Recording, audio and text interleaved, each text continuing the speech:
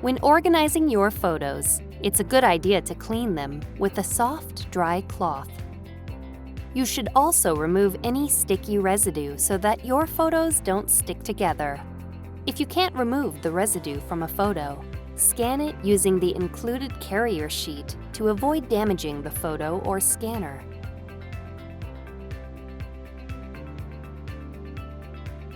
First, take your photos and organize them into groups that make sense to you, such as events, dates, or subjects.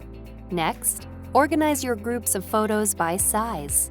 You may want to separate out any portrait-oriented photos and scan them separately, or you can rotate the images after you scan them. Once you've organized your photos, load them into the scanner. Face up and top edge first. Then move the edge guides in until they are just touching the sides of the photos. Read the online user's guide or watch the Loading Your Photos video for complete loading instructions.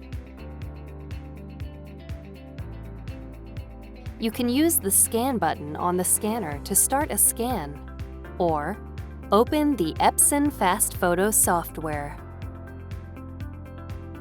Click Start Scanning. The software asks you how you want to organize your photos. For example, you can include the date or subject and a folder name for the scanned photos. The preview text shows what the file name will look like. Check the box to create a folder. When you are ready, click Start Scanning. When scanning is finished, the software prompts you to load more photos and continue scanning, or click Done Scanning.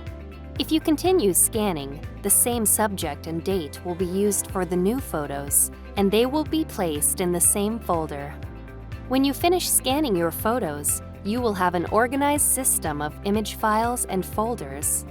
The date and subject are added to each file name, so the files will automatically sort themselves by capture date if you use photo management software like Apple Photos or Google Photos.